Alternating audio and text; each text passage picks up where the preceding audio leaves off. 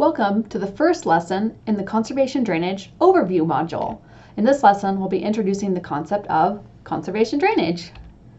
Drainage over the past few decades has intensified primarily due to economics. Firstly, it's relatively inexpensive to install drain pipes more intensively than in the past. And secondly, producers know there will be a positive return on investment by improving their drainage systems.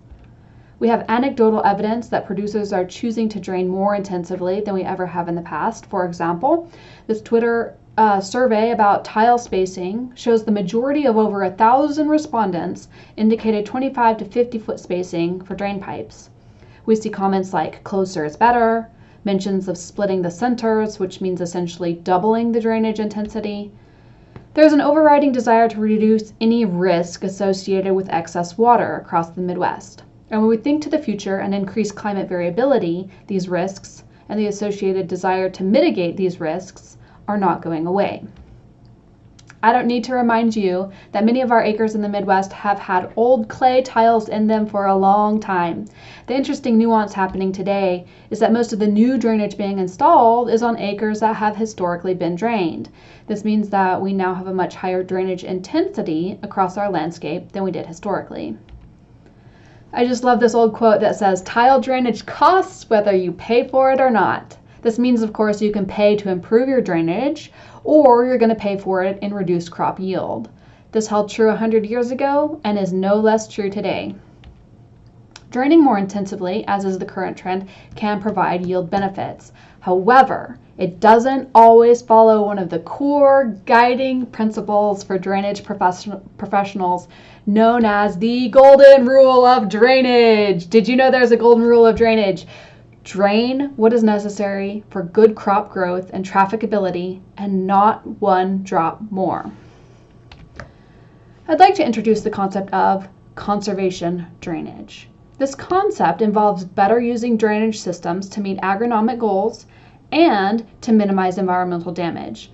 Or to put a more positive way, the concept of conservation drainage is using drainage systems to meet agronomic goals and maximize environmental benefits that drainage systems could provide.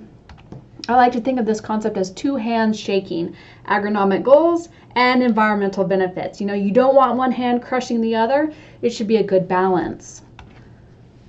The way that I best delineate conservation drainage practices is by their mode of action compared to, say, a conventional drainage system. Conservation drainage practices reduce nutrient loads by either modifying the drainage system design or operation, or by treating nutrients at the edge of the field. Those two modes of action are illustrated here. The top row of practices modify either the drainage design or operation, and the bottom row of practices treat nutrients in the drainage water at the edge of the fields. We'll go through each of these very quickly one by one, but I want to point out that I cover the practices of reduced drainage intensity, or shallow drainage, blind inlets, constructed wetlands, saturated buffers, and phosphorus absorbing filters, with short lessons within this current module. The practices of controlled drainage, drainage water recycling, and bioreactors each have their own complete modules within this Filling the Pipeline curriculum series. Going through quickly one by one, shallow drainage is exactly what it sounds like, installing the drain pipes closer to the soil surface. By placing those pipes shallower, we drain less water, but also send fewer nutrients downstream. Blind inlets, how great would it be to not have to farm around those annoying tile risers in the middle of your field? That's where a blind inlet comes in. It basically moves that surface intake underground with a little bit of underground plumbing, which happens to also keep sediment out of drainage systems. Controlled drainage, also known as drainage water management, is the use of control structures to manage the elevation of the outlet. Much like the mode of action for shallow drainage, if you send less water downstream, you're also sending fewer nutrients downstream. And while the illustration I showed you was for doing controlled drainage on a subsurface tile drainage system, this practice of controlled drainage is obviously very relevant also for surface drainage or ditch drainage.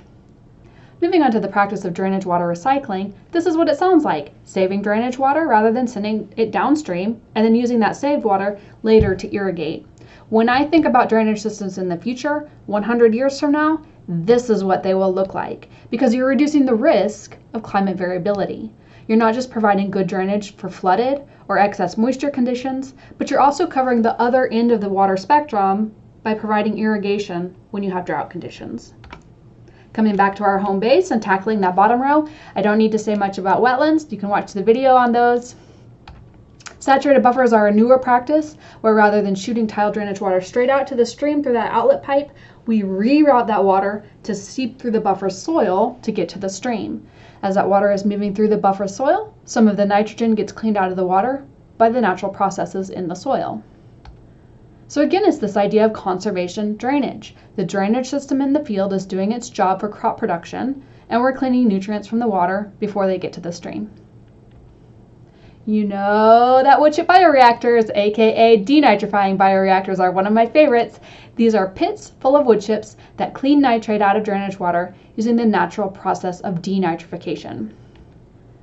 Phosphorus-absorbing filters are much like bioreactors in that there are both engineered boxes or engineered reactors that remove nutrients, in this case using chemical absorption to trap phosphorus rather than the biological process of denitrification that happens in a bioreactor.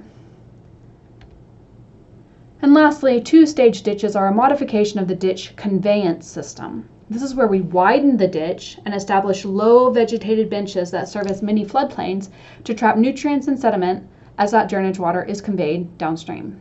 I want to highlight for these edge of field practices that there is increasing recognition that they will be essential pieces of our conservation portfolio. For example, in this Leading at the Edge report by the Nature Conservancy and other partners, they're very clear that tackling nutrient loss challenges within the field is not enough. And then later they say implementation of conservation practices at the edges of fields represents a crucial but underutilized conservation opportunity. I just want to make sure that this point about edge of field practices is made because they're sometimes considered less sexy than some of our in-field practices. One final note on all the conservation drainage practices themselves. I do not think of these as an exclusive club where practices are either in or they're out of the conservation drainage basket, because we know that good drainage is essential for many of our other conservation practices, even if they're not on my list. For example, good drainage, which can be provided through tile drainage, is needed for good cover crop growth. Just compare the top tiled picture to the picture on the bottom, which is untiled. The cover crop looks much better when it was grown on good drainage. There's also evidence that good drainage, like in the figure on the right, can increase nitrogen use efficiency. Conservation drainage practices specifically have to do with the drainage system or with treating nutrients at the edges of our fields, but just keep in mind that in-field and edge-of-field processes are all related. One final piece I'll mention is that in Iowa, the practice of multi-purpose oxbows is also included as a conservation drainage practice. I will not be discussing that practice here, but I want to make the point that this set of practices can be fluid as we discover more through good research.